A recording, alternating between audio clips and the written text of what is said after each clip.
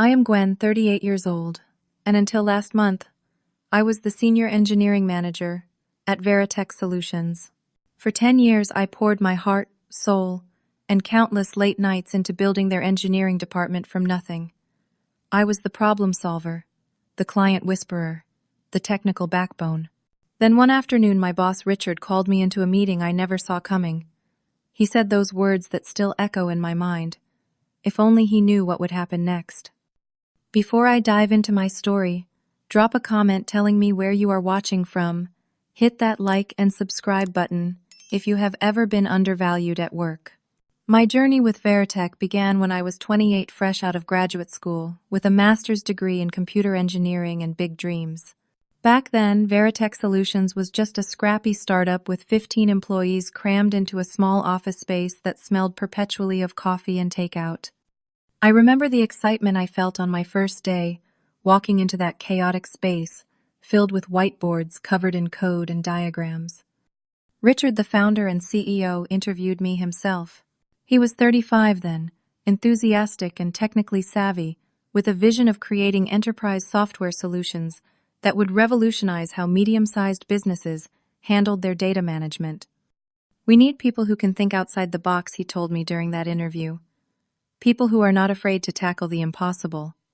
I was hired as a junior developer, the only woman on the technical team at that time. From day one, I was determined to prove myself. While others packed up at 5, I stayed until 7, 8, sometimes midnight debugging code, learning our systems and proposing improvements. Richard noticed. He would often stop by my desk on his way out.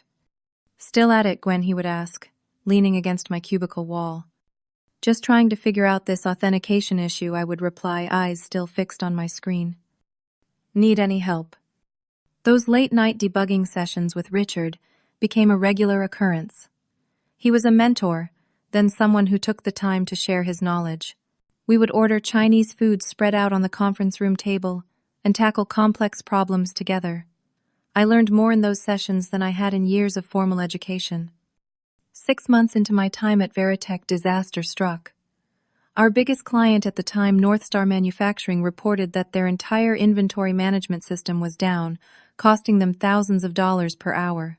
The senior developers were stumped. "It must be in the database layer," said Martin, one of the senior engineers, running his hands through his hair in frustration, "but I cannot pinpoint it." While everyone was focused on the database, something about the error logs caught my attention. I stayed that night after everyone else had gone home, diving deep into the code. By 3 in the morning, I had found the issue, a subtle race condition in the inventory update functions that only manifested under heavy load. I fixed it, documented my solution, and emailed the team. By the time everyone arrived the next morning, North Star was back up and running. Richard called me into his office. "How did you figure it out when everyone else missed it?" he asked, genuinely curious. I looked where no one else was looking. I replied simply. 2 weeks later, I was promoted to senior developer, bypassing several levels. Some of the older engineers were skeptical, but I was determined to prove Richard right. The company began to grow rapidly after landing a series of contracts with larger clients. My role expanded as we hired more developers. I found myself naturally helping the newer team members, explaining our architecture, reviewing their code, guiding their professional development. Alice joined as a junior developer about 2 years into my time at Veritech. She had raw talent but needed guidance. "I feel like I am drowning in the codebase," she confessed to me one day over lunch. "Everyone feels that way at first," I reassured her. "Let me walk you through it module by module." She later became one of our most skilled back-end developers and my closest ally in the company. By my 4th year, Veritech had grown to over 50 employees. We had moved to a proper office with glass walls and a real kitchen. Richard called me into his office one afternoon. "Gwen, we need to formalize the engineering leadership," he said. "The team keeps growing, and we need someone who understands our technology inside and out, someone the developers respect." I thought he was going to introduce me to my new boss. "I want you to take on the role of engineering manager," he continued. "Full department responsibility. Are you up for it?" I was surprised but ready for the challenge. At 32, I became the youngest department head in the company responsible for a team of 20 engineers. Richard trusted me, and I was determined not to let him down. The transition from technical contributor to manager had its challenges. I had to learn to delegate tasks I could do in my sleep, trust others with critical code, and develop people management skills on the fly. You cannot do everything yourself anymore. Martin advised me after catching me refactoring code late one evening, instead of letting one of my team members handle it. Martin had been at Veritech almost as long as I had. In his early 40s, he had a calming presence and wisdom that balanced my sometimes intense drive. He became my sounding board as I navigated my new responsibilities. Under my leadership, the engineering department thrived. We implemented better development processes, reduced bug rates by 70%, and increased deployment frequency. Richard was pleased, and I felt like I had found my place. Little did I know how dramatically things would change over the next 6 years. The next 3 years were what I now think of as the golden era, both for me and for Veritech. As engineering manager, I built a department that was the envy of our competitors. We attracted top talent because word spread about our collaborative culture and cutting-edge projects. I developed a mentoring program for junior engineers that became the backbone of our talent pipeline. Rather than just throwing new hires into the deep end, we paired them with experienced developers and created structured learning paths. Your onboarding program is better than anything I experienced at Google, remarked James, a mid-level engineer we managed to recruit from a tech giant. That was high praise, and it reflected the intentionality I brought to building our team. My technical contributions continued alongside my management responsibilities. I architected our flagship product VeriSync, a distributed data synchronization platform that could handle enterprise-scale workloads with minimal configuration. The product took us from being a custom solutions provider to having a scalable software offering. Presenting the technical aspects of VeriSync to potential clients became my specialty. While our sales team handled relationships and contracts, I would step in to explain the architecture and capabilities in a way that resonated with technical decision-makers. In one pivotal meeting with National Financial Services, their chief technology officer was skeptical about our claims regarding data consistency. "Everyone promises 5 nines of uptime and perfect data integrity," he said, leaning back in his chair. "Why should we believe you can deliver when our current provider with 10 times your resources has failed?" I walked him through our innovative approach to distributed consensus algorithms, drawing diagrams and writing pseudocode on the whiteboard. By the end of the 2-hour session, he was convinced. "Your engineering manager just sold me," he told Richard afterward. "We are signing the contract." That deal was worth $3 million annually and put us on the map with financial services clients. Richard was ecstatic. "You are our secret weapon, Gwen," he said at the celebration dinner. "No one else can translate complex technical concepts into business value the way you do." By my 7th year at Veritech, we had grown to over 150 employees. Our original office was now just the engineering floor of a 3-story building, with our logo prominently displayed outside. I had a team of 45 engineers, organized into specialized product units, each with their own team leads reporting to me. My salary had grown substantially over the years, commensurate with my expanding responsibilities and the value I brought to the company. Richard had always been fair about compensation, recognizing that keeping top technical talent required competitive packages. "We want you here for the long haul," he told me during a performance review, approving a significant bonus after we landed a major government contract. "You are the backbone of our technical capability." I believed him. I turned down recruiting calls from larger tech companies offering even higher salaries because I valued what we were building at Veritech and the influence I had in shaping our technical direction.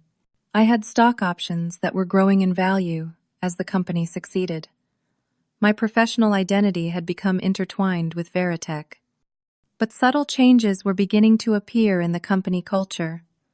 As we grew, Richard became less involved in day-to-day operations and more focused on investor relations and strategic partnerships.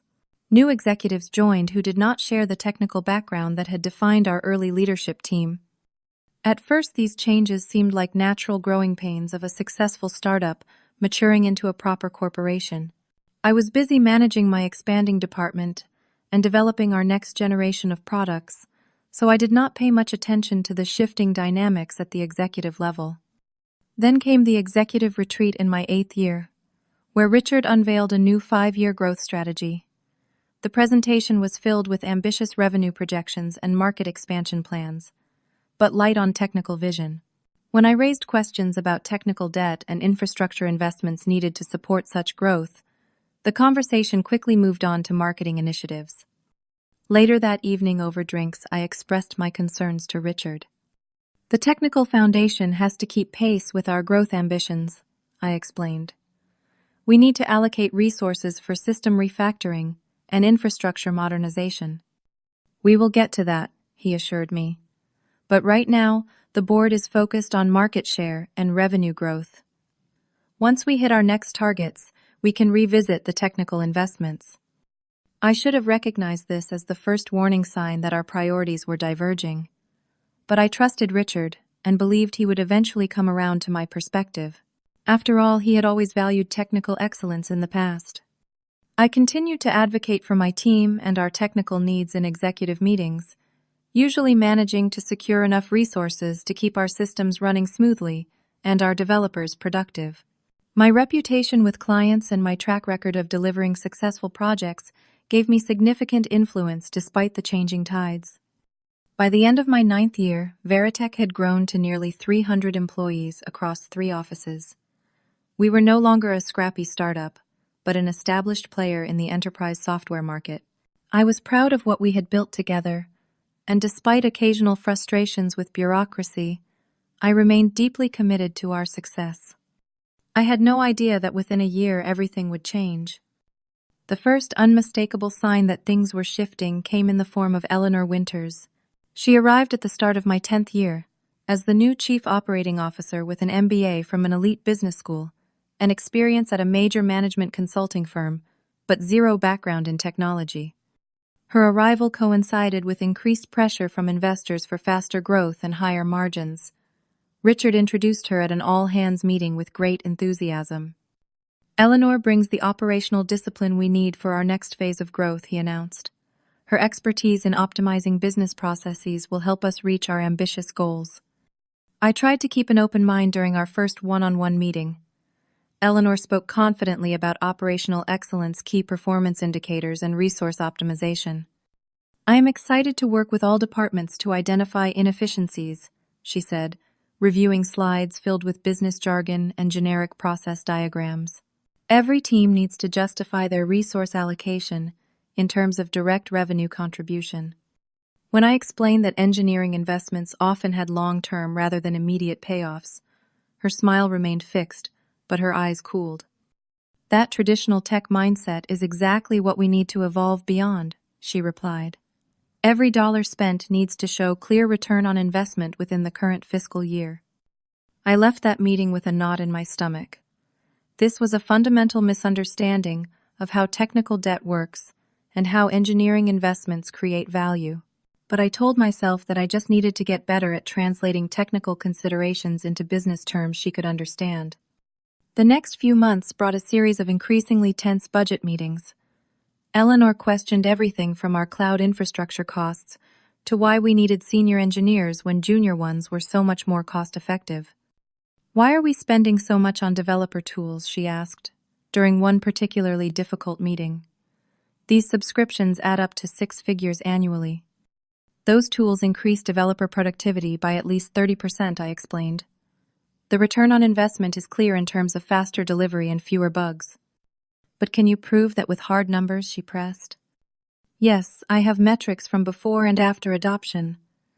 I responded, pulling up charts I had prepared, anticipating this very question. Eleanor seemed annoyed that I had data to back up my position. Let me review those numbers offline, she said, dismissively changing the subject. What troubled me most was Richard's behavior during these exchanges.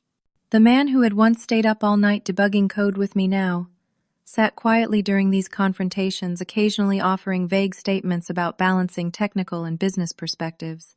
He avoided meeting my eyes when Eleanor shot down proposals for necessary technical investments. The professional development budget I had carefully built up over years was the first casualty. Eleanor sent an email announcing a 50% reduction, claiming it was industry standard right-sizing. "We cannot accept this," I told Richard in private after receiving the news. "Continuous learning is essential in our field. These cuts will hurt retention and code quality." "It is just temporary," he assured me, though he looked uncomfortable. "Until we hit our next growth milestone. Try to make it work, Gwen." For me, I reluctantly scaled back our learning initiatives and conference attendance, promising my team it was just a short-term measure. Several senior engineers expressed concerns, but their loyalty to me and the company kept them from acting on their frustration. Then the management consultants arrived. A team from Gartner Analytics took over a conference room for weeks, conducting interviews and gathering data on all departments. They rarely spoke with actual engineers, focusing instead on metrics and org charts. Their final presentation to the executive team classified engineering as a cost center rather than a value creator, recommending a series of optimizations that amounted to cutting senior positions and replacing them with junior roles. I fought back hard in that meeting. "This recommendation shows a fundamental misunderstanding of software development," I argued. "Senior engineers are not just faster coders. They make architectural decisions that affect the entire system, reliability, and maintainability. One senior engineer can prevent mistakes that would cost hundreds of thousands to fix later." Eleanor responded with thinly veiled condescension. "While your loyalty to your team is admirable, we need to evolve beyond the traditional engineering mindset of always needing the most expensive solution." I looked to Richard for support, but he was studying his notes, avoiding the conflict. After the meeting, I cornered him in his office. "You know they are wrong about this. You built this company on technical excellence." He sighed, suddenly looking tired. "Things are more complicated now, Gwen. The board has certain expectations. Eleanor has the experience with companies at this growth stage. But she does not understand what we do," I pressed. "These cuts will hurt us in the long run." "Just try to work with her," he said, ending the conversation. I left his office feeling abandoned. The Richard who had valued technical excellence above all seemed to have disappeared, replaced by someone too afraid to challenge the new business-focused direction. Despite these tensions, I remained dedicated to our clients and our products. When a major system outage hit our largest client, Integrated Financial, I spent 48 hours straight, leading the response team, identifying the root cause and implementing a fix that prevented data loss. The client's CIO personally called Richard to commend our response. "Your team saved us millions, particularly Gwen's leadership during the crisis." This temporarily reinforced my position, but the respite was brief. At the next executive meeting, Eleanor unveiled a new streamlined organization chart that reduced the autonomy of the engineering department and introduced additional layers of management between me and Richard. "These changes will improve communication efficiency," she claimed, though the actual effect would be to dilute engineering's voice in key decisions. More troubling, I was no longer invited to certain strategic planning meetings that I had previously attended. When I asked Richard about it, he gave vague excuses about focusing the attendee list on essential stakeholders. I began to feel increasingly isolated, despite maintaining strong relationships with my team and our technical clients. The company I had helped build was changing around me, shifting from its foundation of technical excellence to a pure focus on financial metrics. My concerns deepened when I learned that Eleanor had been meeting privately with several of my team leads without informing me. Alice, still one of my closest allies, discreetly let me know after one such meeting. She was asking strange questions about the necessity of our code review processes and whether we could deliver the same output with fewer senior people, Alice told me. It felt like she was building a case for something. I thanked her for the information, trying to hide my growing anxiety. That evening, I updated my resume for the first time in 10 years, though I still could not imagine actually leaving the company I had helped build. Surely things would improve once we hit our next growth targets, and the pressure eased. I had no idea that things were about to get much worse. The day that changed everything started like any other. I spent the morning in code reviews with the team working on our new cloud migration project, followed by a client call to discuss upcoming feature requirements. Just before lunch, I received a calendar invitation from Richard's assistant for a 2 p.m. meeting titled Budget Discussion in the executive conference room. These budget meetings had become increasingly unpleasant under Eleanor's influence, but they were a necessary part of my role. I prepared as usual, gathering data on current projects, resource utilization, and upcoming technical needs. When I arrived at the conference room, something felt immediately wrong. Richard was there, seated next to Eleanor, both with oddly formal expressions. Karen, from Human Resources, sat at the far end of the table with a folder in front of her. There were no other department heads present. "Gwen, please take a seat," Richard said, not quite meeting my eyes. My stomach tightened as I sat down across from them. Eleanor spoke first, her voice crisp and businesslike. "Gwen, as you know, Veritech is evolving to meet market demands and optimize our operational efficiency," she began, reciting what sounded like a prepared statement. "As part of this evolution, we are restructuring several departments, including engineering." Richard shifted uncomfortably in his chair, but remained silent. After careful analysis, Eleanor continued, "We have determined that our engineering leadership structure is not aligned with industry benchmarks. The current senior engineering positions, including yours, represent a significant premium compared to market rates." I looked at Richard, waiting for him to jump in to defend the value I had created over a decade. He cleared his throat. "This is a purely business decision, Gwen," he said, his voice strained. "The board has approved a new engineering structure that distributes leadership across multiple junior team leads rather than consolidating it under a single senior position. We can get 3 junior engineers for your salary," Eleanor added, with what I could only describe as a smirk. That kind of resource multiplication makes obvious business sense. The words hit me like a physical blow. 10 years, countless nights and weekends, technical solutions that had made the company millions, client relationships I had personally nurtured, all reduced to a simple salary calculation by someone who had been with the company less than a year. "Is this a joke?" I asked, looking directly at Richard, searching for any sign of the mentor and friend I had known for a decade. He wouldn't meet my gaze. "Your contributions have been valued, Gwen, but the company needs to evolve. We have prepared a severance package of 2 weeks, which is generous considering the restructuring circumstances." 2 weeks, after 10 years.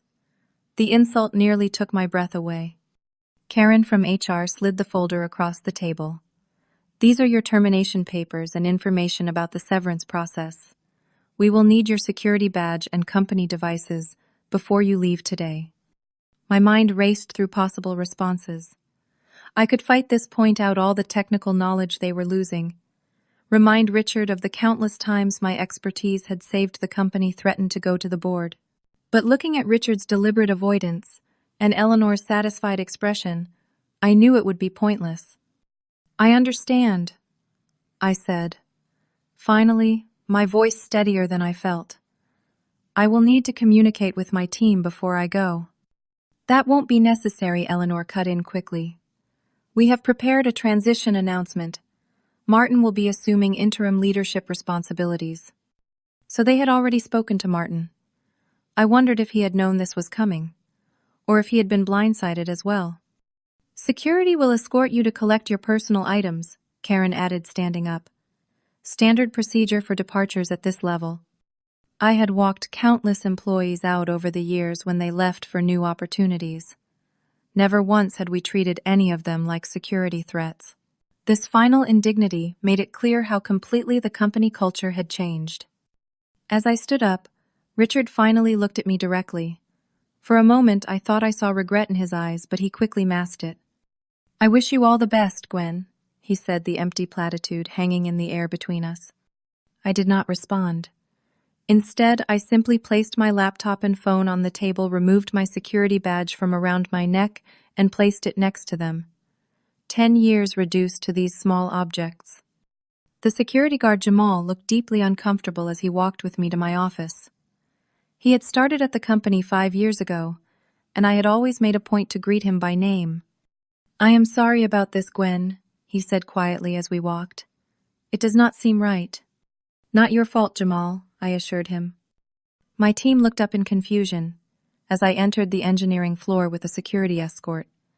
Alice immediately stood from her desk, concern written across her face. "What is happening?" she asked. "I have been let go," I said, simply maintaining my composure through sheer will. "Apparently I am too expensive." Shock spread across the room as I quickly gathered my few personal items. A framed photo of the original team, a desk plant Alice had given me years ago, a coffee mug from our first company retreat. Martin approached, looking stricken. "Gwen, I swear I only just heard. They told me 10 minutes ago that I would be interim manager." "It is not your fault, Martin," I assured him, though part of me wondered if he had known more than he was admitting. Several team members looked close to tears. These were people I had hired, mentored, worked alongside through countless challenges. Now I was leaving them without even a proper goodbye. "You all are amazing engineers," I told them, looking around the room one last time. "Remember that." With my small box of possessions, I followed Jamal to the elevator and down to the lobby. The security desk had a paper for me to sign confirming I had returned all company property. As I signed, I caught sight of the large company logo on the wall, the one I had helped design years ago. The irony was not lost on me. Outside, standing on the sidewalk with my box, the full weight of what had just happened began to sink in. 10 years of my professional life had ended in a 15-minute meeting. The company I had helped build from a struggling startup to a major player had discarded me like an overpriced part that could be easily replaced with a cheaper alternative. I maintained my composure as I walked to my car, placed my box carefully on the passenger seat, and drove home.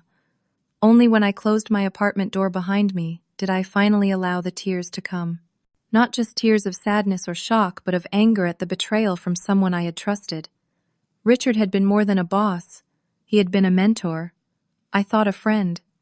And when it mattered, he had not stood up for me. That night, as I sat on my couch staring at the wall, my phone lit up with messages from team members expressing their outrage and support. Alice called, barely containing her anger. "This is complete bullshit, Gwen," she fumed. "Everyone is in shock. Richard would not even come to the floor to address the team, just sent an email about organizational optimization." "Are you going to be okay?" I asked her, more concerned about my team than myself in that moment. "Me. I am updating my resume as we speak. So are half the senior engineers. But what about you? What are you going to do?" "I honestly do not know yet," I admitted. "I need some time to process." What I did not tell Alice was the small, quiet voice in the back of my mind whispering that Veritech might soon discover exactly what they had lost. 10 years of institutional knowledge. Proprietary systems that only I fully understood. Client relationships built on technical trust. I was not vindictive by nature, but as I finally fell into an exhausted sleep that night, a part of me wondered how long it would take for the consequences of their decision to become apparent. I did not have to wait long to find out. The first 48 hours after being fired passed in a blur of emotions. Shock gave way to anger then, to a profound sense of loss that seemed to physically weigh on me. The company had been more than just a job. It had been my professional identity, my community, my daily purpose for a decade. Now it was gone, severed, in a single callous meeting. I ignored the first call from Richard that came the very next morning. Seeing his name on my phone sent a surge of anger through me that I was not ready to process. I let it go to voicemail. "Gwen, this is Richard. I know yesterday was difficult, but I wanted to check that you are doing okay. Also, the team had some questions about the VeriSync authorization module that I thought you might be able to help with. Give me a call when you can." No apology, no acknowledgement of the injustice. Just checking I was okay, and already asking for free consulting. I deleted the message without responding. By the second day, I forced myself to take constructive action. I updated my LinkedIn profile, changing my status to open to work, and refreshing my experience section to highlight the major projects and innovations I had led. Within hours, My inbox began filling with messages from recruiters and former colleagues who had moved to other companies. Just heard what happened. Their loss. We would love to talk to you about our Director of Engineering position. Are you available for a coffee chat? Our CTO has followed your work for years. The response was overwhelming and unexpectedly affirming. I had been so focused on building Veritech that I had not fully recognized my market value or the reputation I had developed in the industry. Alice called again on the evening of the second day. It is a complete disaster here, she reported. Nobody knows how the authorization framework is supposed to interact with the new cloud services. The documentation only covers the basic use cases. I had been planning to write the advanced documentation, but it had always been pushed to the bottom of the priority list in favor of more urgent tasks. That is unfortunate, I said, careful not to offer help. How are you holding up? Half the team is looking for jobs, she continued. Eleanor held a department meeting this morning, talking about exciting opportunities for junior engineers to step up, but everyone could read between the lines. They want to replace experienced people with cheaper resources. Martin called later that night, sounding stressed. Gwen, I know this is awkward, but we have a situation with the integrated financial deployment. Their custom authentication gateway is throwing errors, and none of us can figure out why. You were the only one who worked on that component. I remembered that custom work clearly. The client had specific security requirements that did not fit our standard implementation. I had written that code myself, intending to refactor it later, to be more maintainable. But other priorities had intervened. That must be frustrating, I replied neutrally. What did Richard say? Martin sighed. He suggested I call you. Said you would probably help us out for old time's sake. The audacity was breathtaking. I am sorry, Martin, but I am not in a position to provide free consulting. If the company wants my help, they can contract with me at my standard consultant rate. I quoted a figure, 3 times my former hourly compensation. I understand, Martin said quietly. I would feel the same way. For what it is worth, I told Richard this would happen. They had no transition plan. By the end of the first week, the calls from Veritech had escalated in both frequency and urgency. Richard left 3 more voicemails, each more desperate than the last. The third call came at 11 p.m. on Friday night. Gwen, we have a serious situation with National Financial Services. Their entire data pipeline is stalled, and they are talking about invoking the penalty clauses in the contract. We need your help. Please call me back as soon as you get this, whatever the time. I did not call back. Instead, I focused on my own recovery and future. I scheduled interviews with 3 companies that had reached out with particularly interesting opportunities. I joined a virtual tech meetup to reconnect with the broader engineering community. I even took a day trip to the mountains, something I had rarely made time for during my intense years at Veritech. The most interesting call came on day 6, from Patricia Douglas, the CTO of National Financial Services, our biggest client.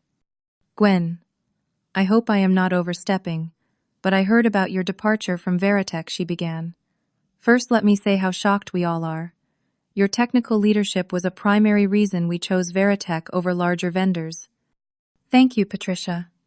That means a lot to me. The reason I am calling is twofold. First, we are having significant issues with the custom data pipeline you designed for us. No one at Veritech seems able to resolve it. I was not surprised.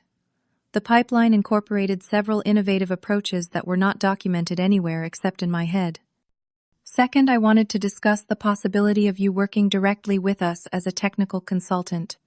We would be willing to negotiate very favorable terms. The offer was tempting, not just financially, but as a way to continue working with a system I had poured so much of myself into creating. However, I had concerns about the ethics and potential legal complications. I appreciate the offer, Patricia. Let me consider it and get back to you. There might be non-compete clauses in my separation agreement I need to review first. After ending the call, I dug out the termination paperwork. As I suspected in their haste to remove me, Veritech had used a standard separation template that included no meaningful non-compete or non-solicitation provisions. Their oversight was now potentially going to cost them their largest client. The calls from Veritech continued to accumulate. Eleanor even called once, though her message was more demand than request. "Gwen, this is Eleanor Winters. Richard informed me you are not returning his calls. I understand you may have personal feelings about the reorganization, but professional courtesy dictates a response when critical client systems are at risk. Please call back immediately." I saved that message, amused by her tone of entitled authority. She had no leverage over me anymore. By day 10, things at Veritech appeared to be reaching a crisis point based on the increasingly frantic communications from former colleagues. Alice sent me a text that simply read, "Emergency all-hands meeting called for tomorrow morning. Rumors that NFS is threatening to cancel their contract." That evening, I had a successful interview with Horizon Technologies, a respected firm known for valuing engineering excellence. The technical discussion was invigorating, reminding me how much I loved solving complex problems with smart, engaged people. When they asked about my salary expectations, I quoted a figure 25% higher than what I had been making at Veritech. The interviewer did not even blink before saying it was within their range for someone with my experience. As I was making dinner that night, the doorbell rang. When I checked through the peephole, I was shocked to see Richard standing there looking disheveled and anxious. For a moment, I considered not answering, but curiosity won out. I opened the door, but did not invite him in. "Gwen, thank you for answering," he said, his relief palpable. "I have been trying to reach you for days." "I have been busy," I replied coolly. "What do you want, Richard?" "We need your help. National Financial is threatening to pull their entire contract. No one can fix the data pipeline issues. The team is falling apart. 3 senior engineers resigned yesterday. Eleanor is blaming me for not having proper knowledge transfer procedures." He ran his hand through his hair, a gesture I recognized from countless late-night debugging sessions years ago. "And what exactly do you expect me to do about that?" I asked. "We want to bring you back as a consultant to resolve these immediate issues.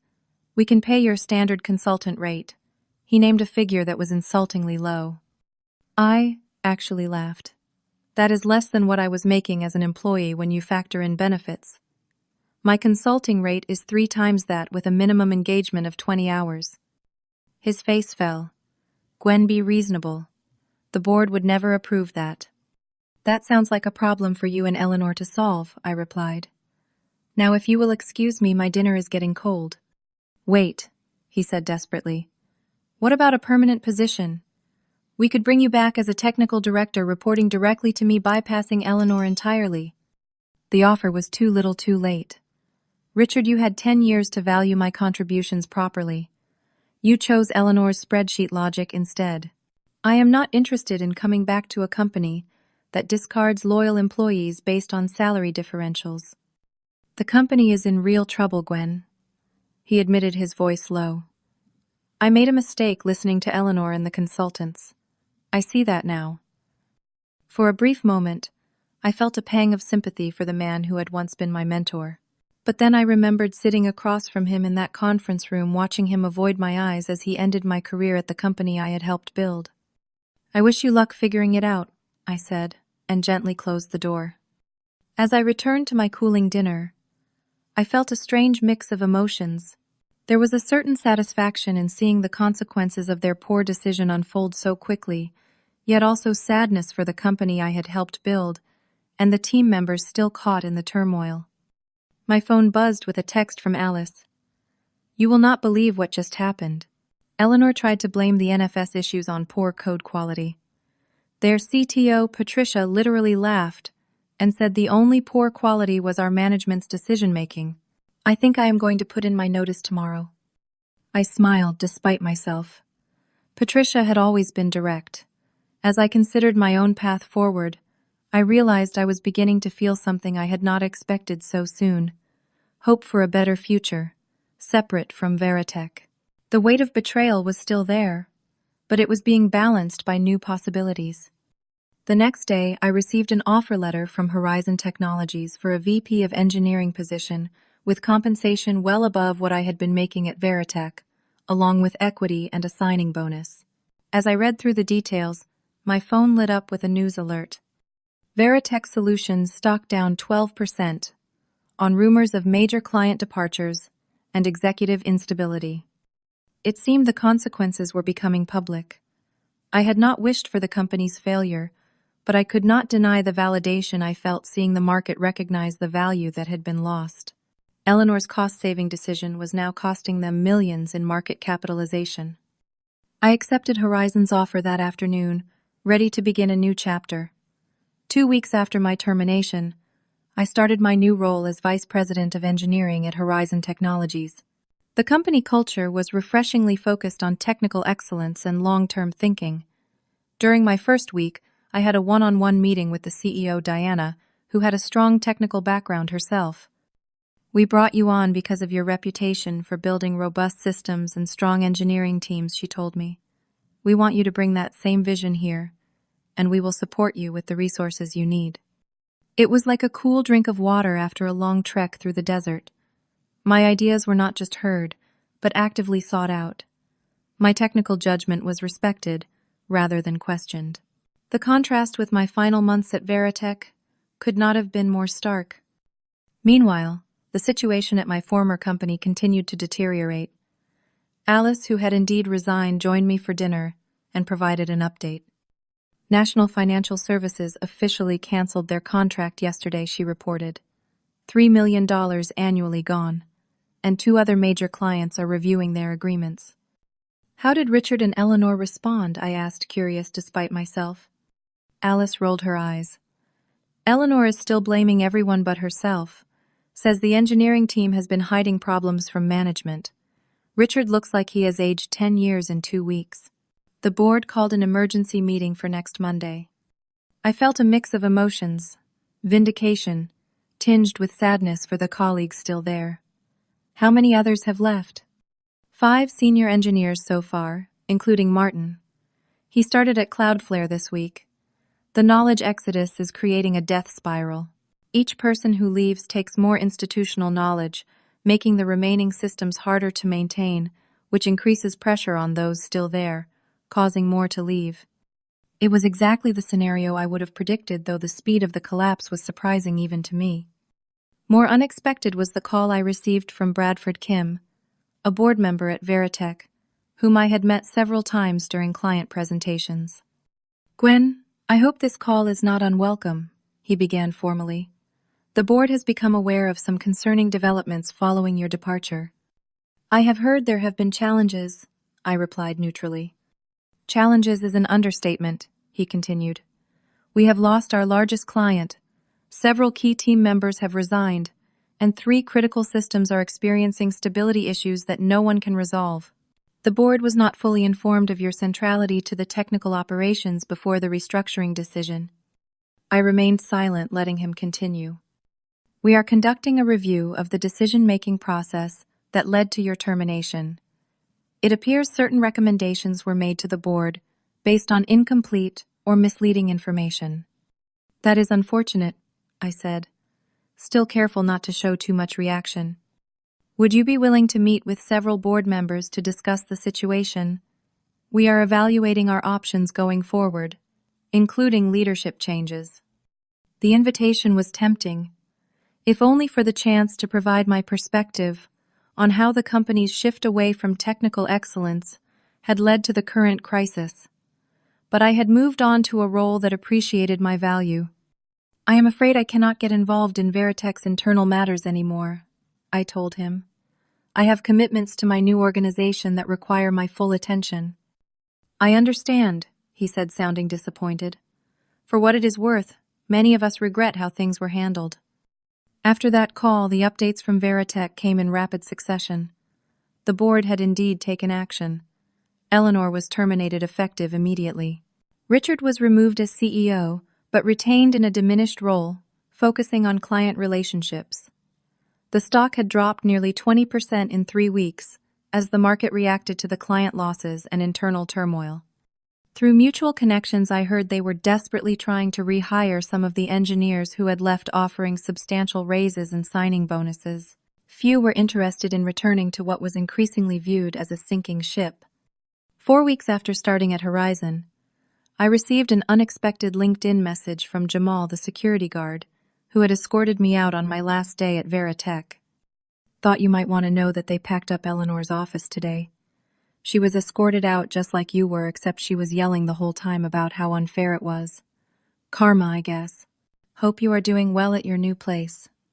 I smiled at the update. There was indeed a certain poetic justice to Eleanor, experiencing the same treatment she had so casually inflicted on others. My new role at Horizon was challenging, in the best ways. I was building a department from the ground up, implementing the lessons I had learned over my career about fostering technical excellence while maintaining sustainable pace. My team was growing, and I was careful to hire for both technical skill and collaborative mindset. 6 weeks after my departure from Veritech, Alice called with breaking news. "You are not going to believe this," she said, her voice vibrating with barely contained glee. "Richard was just officially demoted to technical advisor, which basically means no operational authority. And guess who the board appointed as interim CEO? No idea," I replied. "Patricia Douglas, from National Financial Services. They poached her to try to save the company. First order of business was canceling all the remaining consulting contracts and diverting that budget to rebuilding the engineering department." I was genuinely surprised. Patricia was an excellent technical leader, but I had not expected her to leave her secure position at NFS for a struggling Veritech. "That is a bold move by the board," I observed. "There is more," Alice continued. "She is reaching out to everyone who left, trying to get them to come back. Several are considering it with her in charge. She asked about you specifically." "I am committed to Horizon now," I said firmly. "But I wish her luck. Veritech has good people who deserve better leadership." My 3rd month at Horizon coincided with an industry conference where I was invited to speak about building resilient engineering cultures. After my presentation, I was approached by Richard, looking much older than when I had last seen him. "That was an excellent talk, Gwen," he said quietly, "particularly the points about valuing institutional knowledge and technical leadership." "Thank you," I replied, unsure how else to respond. "I wanted to apologize in person," he continued. "I betrayed not just you but the principles we built the company on. I let Eleanor and the consultants convince me that engineering was just another expense to optimize rather than the core of our value. By the time I realized how wrong that was, it was too late." I studied him for a moment. The regret seemed genuine, and there was a humility in his demeanor that had been absent in our last interactions at Veritech. "What are you doing now?" I asked, more out of politeness than real interest. "Patricia has me working on rebuilding client relationships. No management responsibilities, which is for the best. I am trying to undo some of the damage I caused." He hesitated. "The company might survive, but it will never be what it could have been if I had stood up for you and the engineering culture we built." His admission hit me more emotionally than I had expected. For a moment, I glimpsed the Richard I had known in the early days, the technical founder who had valued innovation and excellence. "I hope you can rebuild something worthwhile," I said finally, meaning it despite everything. "Your new company is lucky to have you," he replied. "I hope they appreciate what we failed to." As I walked away from that conversation, I realized I had finally let go of the last lingering resentment I had been carrying. Richard had recognized his mistake and was facing the consequences. Eleanor had been removed. The company was trying to return to its technical roots, even if the damage could never be fully repaired. Meanwhile, my career was flourishing. Horizon had given me the autonomy and respect I deserved. I had brought several talented engineers over, including Alice, who was now my director of platform engineering. We were building something special, something built on mutual respect and recognition of the value each person brought. The final piece of news came 6 months after my termination. Veritech was being acquired by a larger tech firm for significantly less than its valuation during my time there. The engineering talent exodus and client losses had made it impossible for them to recover independently. As I read the news, I reflected on the irony. Eleanor's decision to eliminate my position to save money had ultimately cost the company millions in value. The expensive engineering talent she had been so eager to replace with cheaper alternatives had been the company's true competitive advantage all along. It was a painful lesson for Veritech, but one that had ultimately freed me to find a place that truly valued what I brought to the table. As I closed the browser tab with the acquisition news, I turned my attention back to the architectural diagrams for Horizon's next-generation platform, feeling nothing but gratitude for where my path had led. A full year has passed since that fateful day in the conference room, when Richard and Eleanor ended my decade-long journey with Veritech. The anniversary prompted me to reflect on everything that has happened and the lessons I have learned along the way. Today, I am thriving in my role as VP of Engineering at Horizon. My team has grown to 60 engineers, including many talented people I handpicked for their technical skills and collaborative mindset. Our products are gaining market share and industry recognition for their reliability and innovative features. Just last month, I was invited to give a keynote at a major tech conference about building resilient engineering cultures. When I joined Horizon, I made it clear that I wanted to build a department that valued technical expertise and institutional knowledge. Diana, our CEO, has been true to her word in supporting this vision. We have implemented many of the best practices I developed at Veritech, while avoiding the pitfalls that led to its downfall. Your engineering department has become our secret weapon in sales meetings, Diana told me during my annual review. Clients trust our technical solutions because they can see the depth of thought that goes into them. The contrast with Veritech's final approach could not be more stark. Their engineering had been reduced to a cost center to be optimized through cheaper resources. Here it is, recognized as the core value creator that drives the entire business. I have stayed in touch with several former Veritech colleagues. Alice, now my director of platform engineering, has flourished in her new role. She recently led a major system redesign that reduced our operating costs by 30% while improving performance. Remember how Eleanor used to talk about optimization as if it just meant cutting experienced staff? Alice remarked during a retrospective meeting. Real optimization comes from deep technical knowledge and thoughtful architecture, not spreadsheet calculations. Martin, who briefly tried to help salvage Veritech after my departure, eventually joined a major cloud provider in a senior architecture role. He called me last month to catch up. Patricia did her best to right the ship, he told me. But there was just too much damage done in those crucial weeks after you left. The knowledge exodus was impossible to reverse once it started. Veritech's acquisition completed 6 months ago. The purchasing company kept some of the intellectual property and a handful of employees, but most of the systems were deprecated in favor of the acquirer's existing solutions. The Veritech brand, once respected in the industry, has been retired entirely. Richard reached out via email shortly after the acquisition finalized. His message was brief, but poignant. The company we built together no longer exists. I bear much of the responsibility for that outcome through the choices I made and the people I empowered.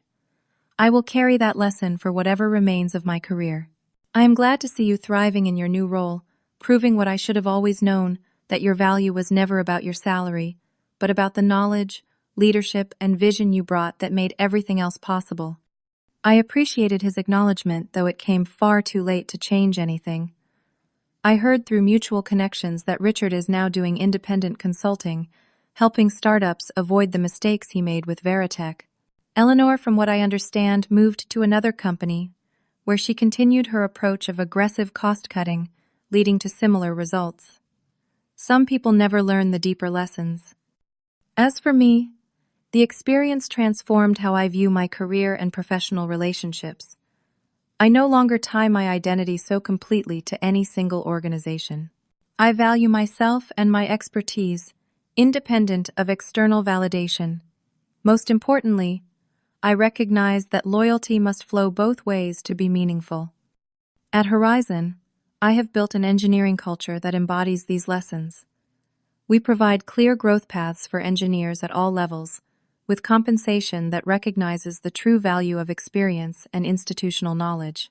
We document systems thoroughly, but also acknowledge that some knowledge will always reside in people, making retention of key team members a strategic priority. Your approach to talent management has transformed how we think about the entire company, Diana commented during an executive retreat. We now see investment in people as one of our highest ROI activities. Perhaps the most satisfying development has been watching several of my former Veritech team members find success at Horizon and elsewhere. The junior engineers I mentored have grown into technical leads. The senior engineers who were undervalued now hold influential positions across the industry. We have created an informal alumni network that shares knowledge and opportunities. Last week I had a serendipitous encounter that brought everything full circle. While presenting at a client meeting, I recognized one of the executives as Bradford Kim, the former Veritech board member, who had reached out to me during the crisis. After the meeting, he approached me. "Your presentation was outstanding, Gwen," he said. "Seeing the depth of technical thought behind your solutions reminds me of what we lost at Veritech. The board made a catastrophic error in allowing Eleanor's recommendations to go unchallenged." "It worked out for the best in my case," I replied honestly. "I found a place where my contributions are truly valued. The most expensive decision Veritech ever made was thinking you were too expensive," he said with a rueful smile. "I make sure to share that lesson whenever I advise other boards on technical leadership decisions." As I reflect on the journey of the past year, I realize that being fired, painful as it was, freed me from a situation that had become increasingly untenable. The company I had loved had already begun to transform into something that no longer aligned with my values long before that final meeting. The experience taught me that true professional worth cannot be reduced to a salary figure on a spreadsheet. The value of experience, institutional knowledge, and technical leadership manifests in countless decisions that affect a company's success, often in ways that are not immediately visible, but become painfully apparent in their woe. Absence. I have also learned to recognize early warning signs of organizational shifts that devalue technical contributions.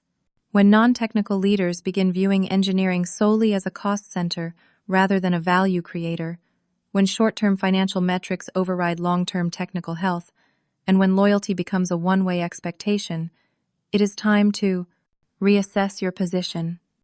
Most importantly, I have discovered my own resilience. Being discarded after 10 years of dedication was devastating, but it did not define me. Instead, it became the catalyst for building something better, both for myself and for the engineers who now look to me for leadership. If you have ever been undervalued, overlooked, or discarded despite your contributions, remember that your worth is not determined by those who failed to recognize it. There are organizations and leaders who understand the true value of expertise and experience. Sometimes, as in my case, being forced to leave becomes the best thing that could have happened, opening doors to opportunities that would have remained closed otherwise. What about you? Have you ever experienced being undervalued or pushed aside despite your contributions? How did you handle it, and what lessons did you learn? Drop your thoughts in the comments below, and if this story resonated with you, please like and subscribe for more. Your experiences might help others navigating similar challenges in their careers. Thank you for joining me on this journey, and remember, sometimes the end of one chapter is just the beginning of a much better story.